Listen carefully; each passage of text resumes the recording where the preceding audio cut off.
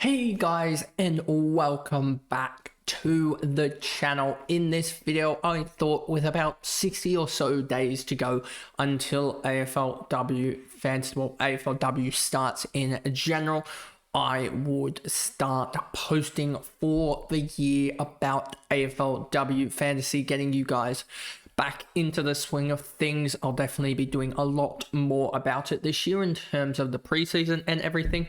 But I thought first of all, I should do sort of a preview video just on what AFLW Fantasy is for those that are first timers, those that are maybe just haven't played in a year or so of AFLW Fantasy and everything in between. So before we jump into this video, remember to like and subscribe.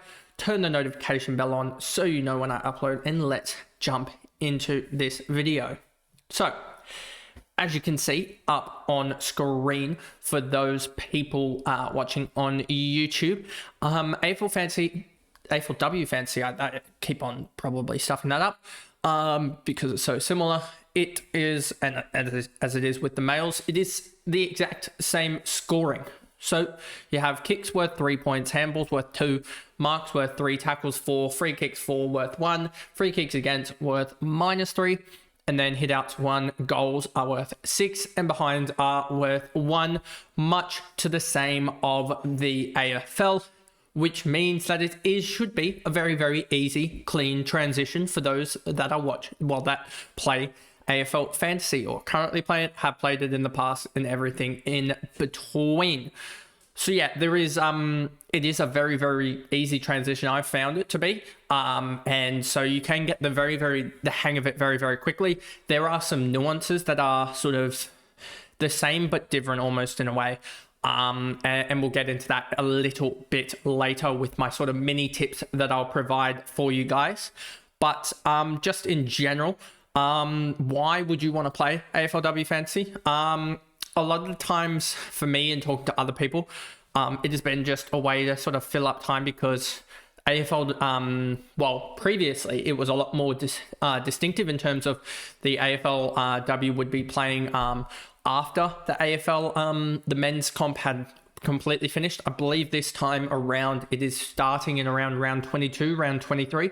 So right around the time when you're pretty much not really focusing at all on your AFL Fantasy sides, you pretty much just have a full primo side and there's barely any difference between all of us. That's when the AFLW Fantasy will kick off, and that'll provide, I guess, a new lease in everything, given that there is that sort of team building exercise, and it is just a way to continue on from that AFL Fantasy season. It's a 12-week season, which should help out, and just that fast-paced nature should allow it to allow the enjoyment to continue on. Especially, I know that I really enjoy the building phase of the side, going through all the options, those sort of analytical side of it. So that's sort of where I enjoy it, and I'm pretty sure a lot of you also enjoy that, as well as just the trading and making your team better. I think that's the most enjoyment side of it. So anyway, on to the next one. How does it work in terms of the sort of side? And this was, I believe, might have been my starting side for, no, this was the side late on in the year for me in terms of AFLW Fantasy. I believe it was roughly round 9 or so that this was one of the last rounds of the year. So you have 5 defenders on field, you can see here, as you see there, and then you've got one on the bench, and then the same for midfielders, 1 on the bench as well. Same for rucks, 1 on the bench. Well, sorry, I should say different for rucks is that you've got one, only one. I know that the AFL, you have 2, and obviously you have 6 defenders, which is slightly different to the AFLW Fantasy, which is 5. The 5 midfielders, which is down from 8, so a lot less sort of midfielders, which makes them more damaging if you don't have the right one. And then the forwards, 5 forwards as well compared to 6, and then the 1 on the bench. And then you also have the 1 utility. And then for this, and I know it's right because I was looking at the coloring is slightly different. You know, in the men's we have, forget which, the gold is the captaincy in the men's, while this color here, the sort of light blue, I would almost put it, as the captaincy for in terms of picks. I don't know whether that will hold over, but it should, because it's done that for the last couple of years. And then the VC is that pinkish color there that you can see on Ebony Marinoff there on screen. And sort of that's the thing I really like about AFLW Fantasy, is there's a lot of movement very, very quickly. And I mean, the midfielders do tend to stay the same in terms of the players that score really well week in, week out. Like Marinoff has been top scorer, I think, for like 3 straight years. Jazz Gardner second. Monconti's always up there, etc. The rucks, massive change year on, year out, mostly because of injuries as well. And then the defenders, you can kind of just have a defender that starts in your side at like 300k or 400k. And like I had Watson, and then she pretty much held through the whole way through, because she just went from basically a rookie up to a top 6 or 7, I swear.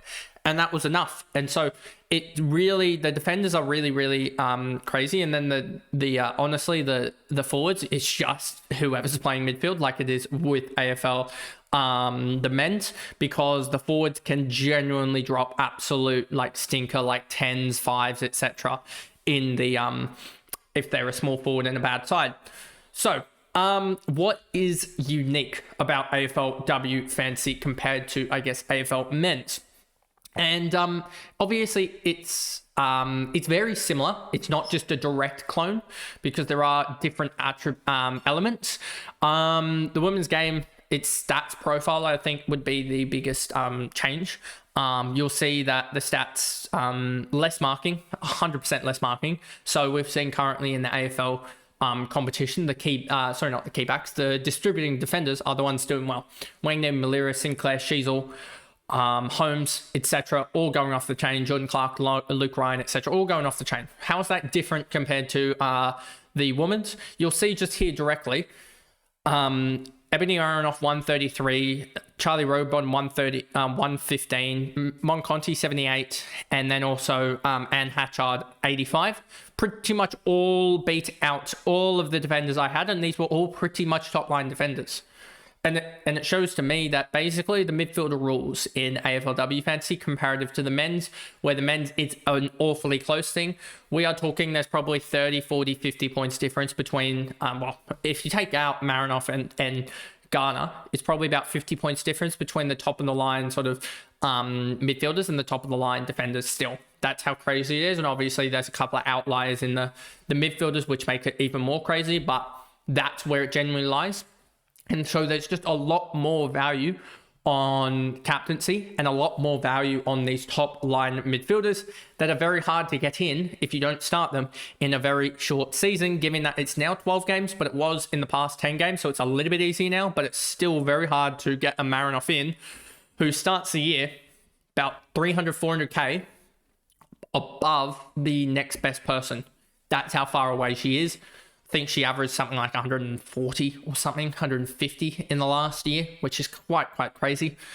And yeah, so that's something that I think is unique to AFLW Fantasy, and just the importance of tacklers. And when we get into the season with more videos, I'll show you that as well, comparative to the men's, and sort of give you that reasoning behind it, as well as just the lack of marks, I would say, is a critical thing as well. So anyway, on to what players to watch out for. Oh, no, we're going to do fixtures first, because that's what we do. I've already somehow stuffed it up, but as you can see, 12-week season, 3 trades per week. I'm pretty sure about that. I'm not 100% sure, but I'm really pretty sure that that is the case as well. And then the big price swings also occur regularly with that. I know that we saw last year or the year before that, Antonio, I believe, a rookie, went up something like 400k in 2 weeks, basically just because she scored a 100 or so. I don't remember exactly what it was, but I know that she went off crazy. I know that there's also a lot of the rookies as well. If you get the right rookies early, you can pretty much build an extra primo comparative to the rest of the sides. And as you can see here, it starts at least on the Thursday, the 14th of August. So what is that? About 2 and a bit months away, as I said. We're on the 15th today, so the 15th of June. So that is just under 2 months away, so about 60 days or so. 12-week season brings it close to around about the 1st of November. And then for me personally, I'll swing into BBL. But yeah, that's what the sort of fixture lines up to be. And then, yeah, as I said, big price swings are the order of the day. As AFL, the men's comp, you don't really get those big price swings as much. You get about 100k for a massive dual 100 or triple 100 back-to-back weeks. Whereas this one, if you get 100, you're going up, the girl's going to go up 200, 250k, something crazy like that. And then, okay, now we're on to one of the favorite parts of the preseason for me, and just who to look out for. Now, players to watch out for. Premiums, like we've said, the best ones are the Garners and the Ebony Marinoff, as you see on screen there.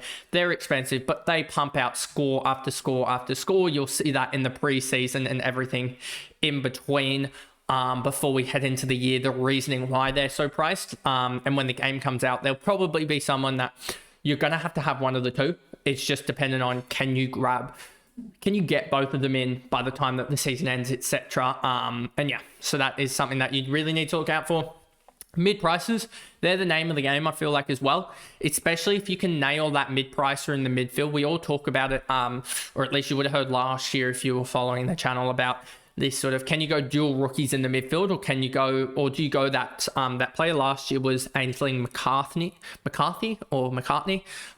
from Frio. She went from basically about 800k, I swear, 900k, and basically became a primo and was a top 10 in the midfield from memory.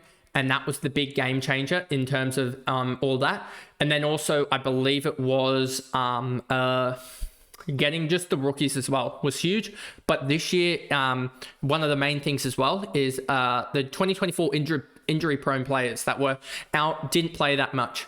Names like Bonnie Toogood, Ali Moffat, and some others in between that maybe missed the whole year in 2024 will be major fantasy sort of stalwarts in a lot of teams, I would say, just because they're underpriced. They're 30, 40, 50 points underpriced just based on how many games they played, etc.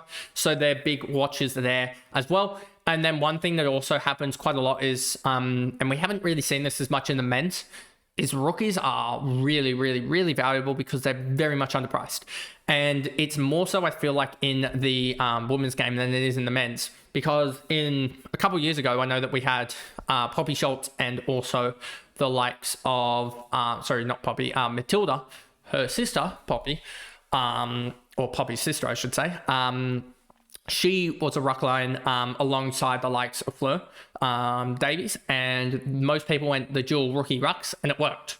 And it worked because they were able to close up so much dramatically to the top of the line players, because that's the way sort of AFL Fantasy, AFLW Fantasy works, is that the rookies generally score a lot closer to the top of the line players than you would think. Like we had a couple of years ago, Nan scored as well, do really, really well. Butchered her name for about a month and a half before someone told me. But yeah, those type of players can really run it close with the top of the line players, the rookies. So it's just a big watch on that as well. So I'll be running quite a few videos on the rookies, etc. Mention them quite a lot in the team previews and everything in between there. So watch out for that space as well. And yeah, that is basically it for the sort of players. And now I just want to mention quickly my tips before we finish up this video. So tips for first-time coaches or maybe just returnees. Obviously, the obvious one is check team announcements. A lot of rookies do get dropped. That's the name of what it is. We're not the AFL coaches or AFLW coaches. They're not there to appease sort of us fancy players. They're there to win games, and win games, sometimes it means that the rookies don't play. So that can suck. So definitely that first week, check the teams, because there will be some rookies that don't get named that we want to get named. There will be some rookies that don't get named, or sorry, that weren't on our radar that sort of get named, and then you might have to do a quick sort of statistical search or whatever you want to call it for or how they go, whether that be in their sort of rookie years or whatnot, or whether that go which competition they were even playing for, which position they are, etc. And just watch out for in case of team dynamics as well. I feel like as well, because sometimes you might pick a midfielder from under 18s, but they play half forward. Like I know that was it Brooke Boileau as well, played had a really good underlying numbers, but played half forward for Adelaide in her first year and didn't really put up the numbers that everyone was wanting. I think she put up maybe 50, a couple of 50 scores, etc. Not really outstanding. So those type of players, really you need to look at team dynamics alongside the rookies, etc. Number 2, pick midfielders that tackle. Those are a huge point. I know that Ebony Marinoff, a lot of her points, sometimes even half of her points, come from like tackles, as well as her vast kick to handball ratio. But a lot of players like Nan Scorn as well, I know that I've mentioned her a couple of times. She's one that really does get points from tackling, etc. It's one of the main weapons for a sort of AFLW fantasy player is their tackling ability. A lot of players will have 10, 12, 15 tackles in a game. So that is the big thing. Thirdly, cash gen is king, or key. That's something I think it holds across both platforms, to be honest. And I think it's something that is key, especially for finishing off a side. If you go too early on players, you lack the cash gen from the bench, etc., potentially even scores from the bench, etc. It can be really, really hard to complete a team. And sometimes you're scrapping 10, 15, 20 points per player off just to finish a side, or you maybe even finish with a rookie. That's why cash generation is key. And then looking at the matchups, because sometimes, especially those top of the line mids, you want to have a captaincy option in each game, basically playing the cellar dwellers almost, because that's a difference between 40, 50, 60 points, as well as potential tags, etc. But tags don't happen too much or don't impact too much in AFLW fantasy because of mostly the tackling metric. But that is something that you really want to watch out for, is those higher scorers, or those higher conceding teams, I would say, because that will be key to getting those right matchups, as that can be the difference between a sort of 150 captaincy and a 110, 120 captaincy. And those 110, 120 captaincies, that's 40 points, basically, that you're giving up if you somehow get the wrong captaincy. But also, if you don't have that player like a Marinoff, if everything else is equal, that's 80 points then. So that is a massive, massive difference the captaincies can be, as they sort of can boost your round up by 40 to 100 points per round, which over the course of the season, that's almost 400 to 1,000 points if you get it wrong. And then I would say also just plan ahead. A lot of people just look at an upgrade then, sort of that round, and go, oh, that's great. But I think that's one of the beautiful things about AFL Fantasy and AFLW Fantasy, is just being able to plan ahead, get the next weeks of trades sort of not completely locked away, but semi-locked away, and to have them sort of there and thereabouts is the best thing to do there. Obviously, with the big cash generation changes, not changes, but flips, etc., and the big hikes that can happen for players that go off, it is a little bit harder to plan ahead, but I think you can still do it. But anyway, I think that is a good natural place to stop there for AFLW Fantasy, sort of the intro video, what's it about. And it's just more than a game, in my opinion. It's a way to connect, and I've definitely had a really fun time connecting with others as well around women's footy. It's a really good thing. And if you haven't, obviously they haven't opened registrations for the AFLW Fantasy, but when they do, I'll be one of the first probably to jump on, as well as just being one of the first probably to have videos up about it as well when the game does open. And I'll tell you all about all the leagues that I'll be running, etc. I hope you found this video helpful. Chuck us a like, hit that subscribe button, and comment below with who will be your first pick of the year, your first sort of primo, your first mid-pricer, and then your first rookie as well. And obviously you'll be seeing, like I do with the men's, a sort of weekly preview, reviews, trade targets, and also the women's tipping that I'll be doing as well, and having comps for everything, all their fantasy and tips included. So I'll see you guys in the next video, and see you guys next for AFLW Fantasy. Bye guys.